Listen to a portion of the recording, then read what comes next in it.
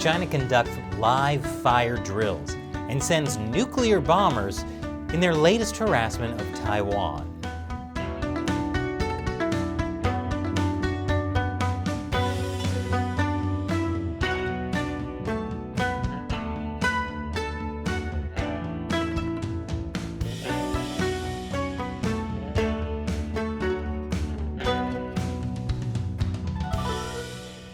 Welcome to China Uncensored. I'm Chris Chappell. I'm sure this week a lot of you have been pretty focused on following the situation in Afghanistan. So you may have missed that China was conducting live fire drills near Taiwan. According to Taiwan's defense ministry, 11 Chinese aircraft entered its air defense zone, including 2 nuclear-capable H-6K bombers and 6 J-16 fighters. A senior official familiar with Taiwan security planning told Reuters that China's Air Force had carried out a capturing air supremacy drill. The drills happened somewhere here, between Taiwan Island and the Taiwanese Pratas Islands. Some aircraft also entered the Bashi Channel, a strategic pass that leads to the Pacific. China has been constantly harassing Taiwan with military incursions into Taiwanese airspace.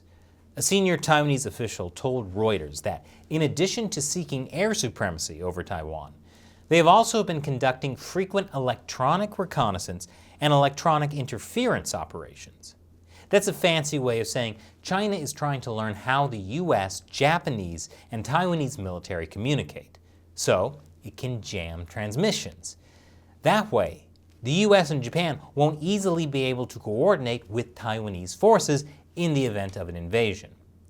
So the question obviously is, why have the live fire drills now?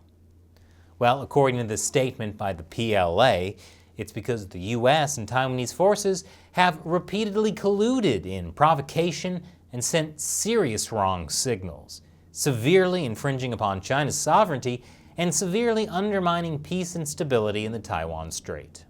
Which is a fancy way of saying, because we felt like it. Earlier this month, the Biden administration approved a $750 million arms sale to Taiwan, including the howitzer artillery system. This is a continuation of large-scale arms sales to Taiwan, started under the Trump administration.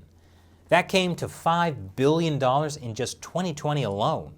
But there's another likely reason for the timing of these drills. As we mentioned earlier this week in an episode about China and the Taliban, the Chinese Communist Party is using the U.S. withdrawal from Afghanistan and the subsequent collapse of Afghan forces to the Taliban as a warning to Taiwan. That came in this editorial from my favorite Chinese state-run media, the Global Times. They wrote, "The situation in Afghanistan suddenly saw a radical change after the country was abandoned by the U.S., and Washington just left despite the worsening situation in Kabul. Is this some kind of omen of Taiwan's future fate? From what happened in Afghanistan, Taiwan should perceive that once a war breaks out in the Straits, the island's defense will collapse in hours and the U.S. military won't come to help. As a result, Taiwan's authorities will quickly surrender, while some high-level officials may flee by plane." The threat in comparison is pretty clear. So by holding live fire drills, including nuclear-capable bombers, the Chinese Communist Party wants Taiwan to start doing the calculations, rely on questionable U.S. support, or make a deal with the Communist Party now. This is actually the message the Chinese regime has been sending throughout Asia since the Scarborough Shoal incident in 2012. The Scarborough Shoal is here, very close to the Philippines, but also claimed by China. Filipino fishermen have been using the shoal for generations, but in 2012, China sent its maritime militia to the shoal to occupy it. Now, the U.S. has a mutual defense treaty with the Philippines, and when it started to look like China and the Philippines would actually come to blows over the shoal, the U.S. had to step in. Under President Obama and Vice President Joe Biden, the U.S. brought both sides to the table and got them to both agree to leave the shoal. The following week, the Philippines ships left the Scarborough Shoal and returned home. The Chinese, however, stayed in the area. And then the U.S. did nothing. China still occupies the Scarborough Shoal to this day. It was shocking, even to the Chinese regime. It looked as if the U.S. couldn't be counted on to defend its allies against China. And so the Chinese regime began what it calls the Scarborough model. The Scarborough model is a template for China gradually to exert control over the Western Pacific by snapping up one land feature at a time, a sort of incremental revisionism that slowly squeezes out the U.S. without ever providing a reason for a confrontation.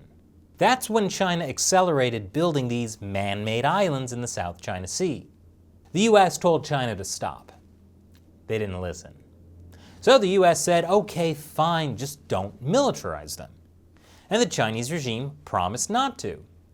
In fact, Xi Jinping said this in a joint press conference with President Obama during his state visit to the White House. Relevant construction activities that China are undertaking in the Spratly Islands do not target or impact any country, and China does not intend to pursue militarization. Then China put missile launchers on the islands and started calling them necessary military facilities. The Chinese Communist Party knows a war for Taiwan would be a disaster for China, which is why there's a propaganda campaign, backed up by frequent military incursions into Taiwan's air defense zone. China wants to convince Taiwan there's no hope of winning, so they will surrender without a fight.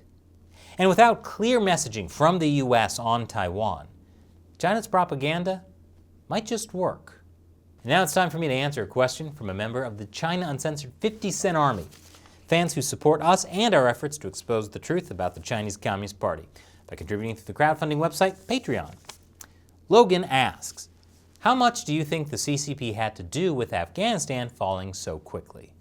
It's a very good question, Logan. A few weeks ago, Chinese officials met with Taliban leaders, and the CCP has certainly been using the U.S. failure in Afghanistan as a propaganda boom, as I talked about earlier.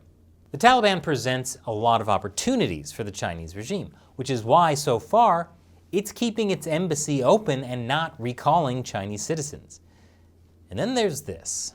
The country's foreign ministry said China is ready for, quote, friendly and cooperative relations with the Taliban.